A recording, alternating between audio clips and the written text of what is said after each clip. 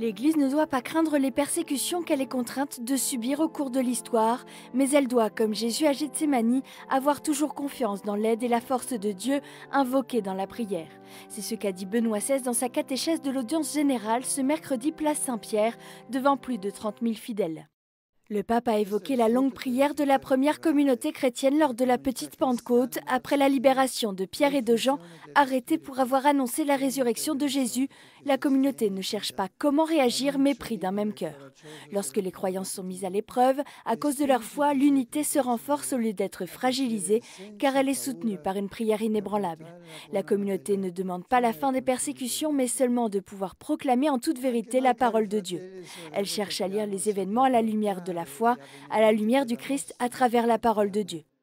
Nous aussi, a conclu le pape, nous devons savoir porter les événements de notre vie quotidienne dans la prière pour en saisir la signification profonde.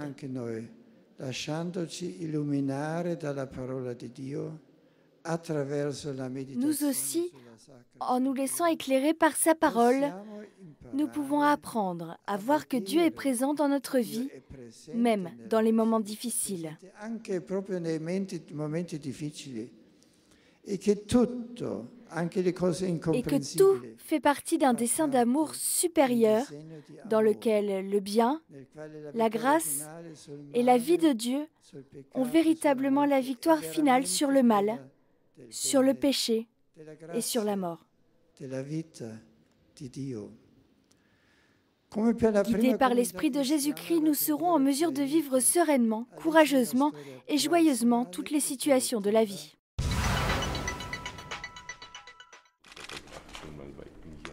Benoît XVI a reçu ce vendredi matin le ministre-président de la Saxe, Stanislav Tillich, venu en visite au Vatican à l'occasion du concert donné le soir dans la Aula Paul VI pour célébrer le 85e anniversaire du pape.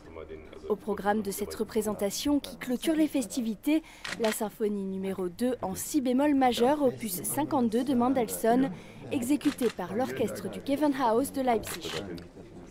Parmi les vœux qui lui ont été adressés pour son anniversaire, le pape a reçu ceux du président des États-Unis, Barack Obama.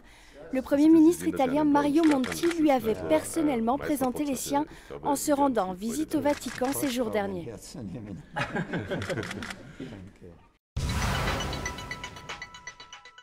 Vendredi 20 avril à 18 h dans la salle Paul VI au Vatican, un concert a été offert par l'orchestre du Gewandhaus de Leipzig à l'occasion du 85e anniversaire du pape Benoît XVI.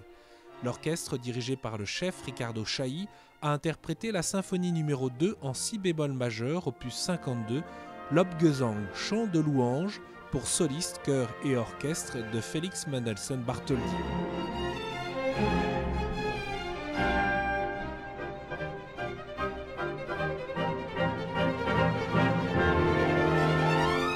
À la fin du concert, le Saint-Père a rappelé que l'art, en tant que louange à Dieu, a fondé le mode de composition de Mendelssohn, et ce non seulement en ce qui concerne la musique liturgique ou sacrée, mais aussi toute sa production musicale.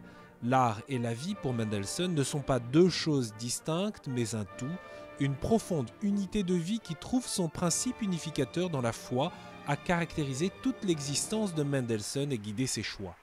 Après avoir remercié les artistes et les autorités, le Saint-Père a conclu ainsi.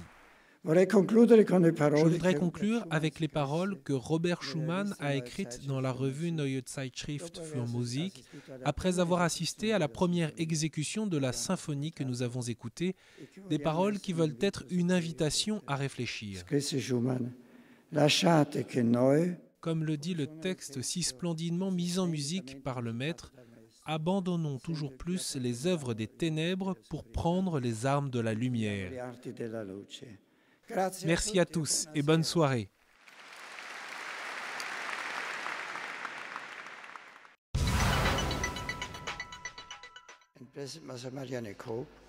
Recevant en audience les membres de la Papal Foundation, Benoît XVI a indiqué que cette institution soutient concrètement le travail apostolique du successeur de Pierre par la promotion des programmes éducatifs et de développement social en faveur des hommes et des femmes des pays pauvres et en faveur des diocèses et des congrégations religieuses.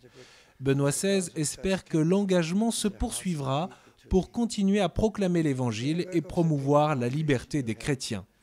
Pour l'Église aux États-Unis, le pape a souligné l'importance de la canonisation de Kateri Tekakwitha et de Mariana Cope, modèles héroïques de charité dont les exemples doivent rester longtemps vivants. La semaine passée a marqué un tournant décisif dans le procès en béatification du professeur Jérôme Lejeune. Mercredi dernier, en effet, le dossier du généticien français est officiellement arrivé au Vatican. Une semaine plus tôt avait eu lieu à Paris la cérémonie de clôture de la phase diocésaine du procès, une phase qui aura duré près de 5 ans.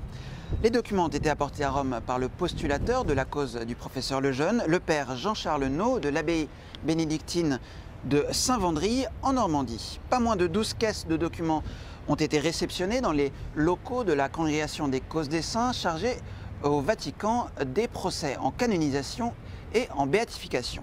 La phase romaine de ce procès devrait s'ouvrir dans les mois à venir et pourrait durer plusieurs décennies. Elle compte en effet de nombreuses étapes. Rome va d'abord vérifier que le dossier soit complet et faire ensuite relier les milliers de pages parvenues de France. Viendra ensuite l'étape la plus longue, la rédaction par le postulateur d'une position ou positio en latin, un épais rapport sur les vertus du médecin français.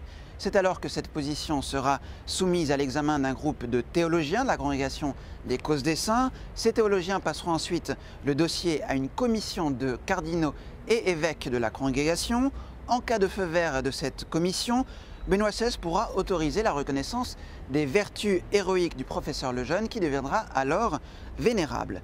Les médecins devront ensuite juger de la validité du miracle nécessaire à la béatification, puis ce sera à la commission des cardinaux et évêques de voter à l'unanimité en faveur de ce miracle. Ce n'est qu'à ce moment-là que Benoît XVI pourra autoriser la béatification du professeur Lejeune. Si les procès en béatification connaissent des fortunes diverses et peuvent donc durer plusieurs décennies, un élément capital jouera certainement en la faveur du professeur Lejeune, les liens d'amitié très étroits qui le liaient avec Jean-Paul II. Je vous dis à la semaine prochaine.